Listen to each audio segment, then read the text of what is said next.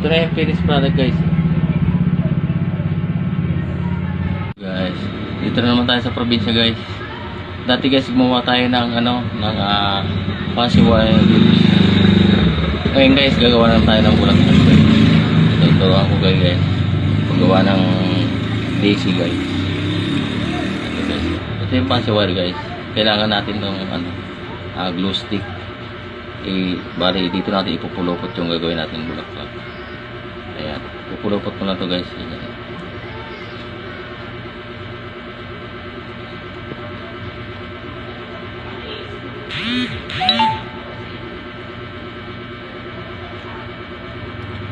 Guys. Tapos gaganon nyo guys. Tapos tatali mo dito ng isa pang fuzzy wire guys, kulay green. Ayan. Itatali nyo lang guys ganito. Tapos gaganyan, bubukan nyo lang ganyan. Ayan. Tapos pipindutin nyo dito sa gitna guys. Ayan. Ayan.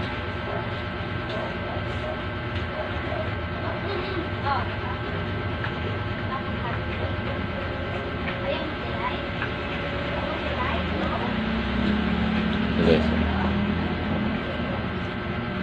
Ayan guys. Tapos ito-twist nyo lang guys. Ganyan.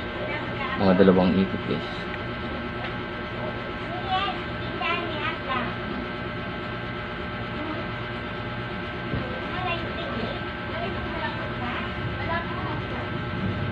Ayan guys.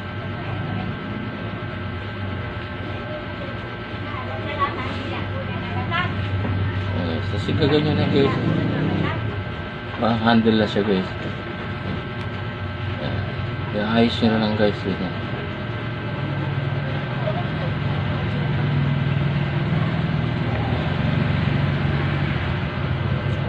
Tapos pagagawa tayo guys ng ibang kulay na maliit lang lagyan natin sa gitna guys.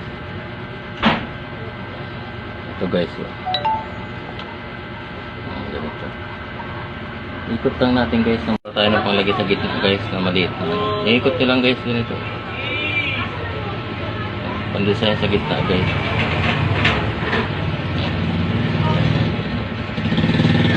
Tapos ididikit nyo lang guys dito. Ayan. Ganyan na siya guys magiging sura nyo. Ayan. Daisy na siya guys. Pwede man siya guys iba-ibang kulay gawin guys. Pwedeng violet ito guys. Pwedeng pink. Ayan. Lagyan nyo na lang sa gitna ng ayan.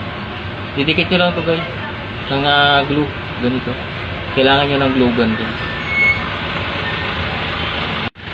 Ayan guys. Nakadikit na yan guys. Puputulin nyo na lang ito guys. Ayan dito guys. Bantayin nyo rin lang kung gano'ng gusto nyo kahaba. Gano'n siguro. Kasi ilalagay yung sa pasong mali yun. Putulin nyo na lang. Terasa guys.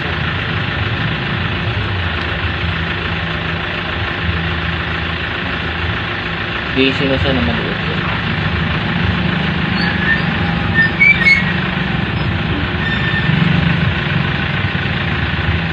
Ito na siya guys. Ilalagay mo siya yung rito.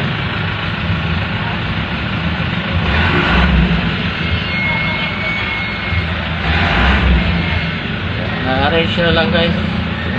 Wala na kayo kung anong gusto yung arrangement guys.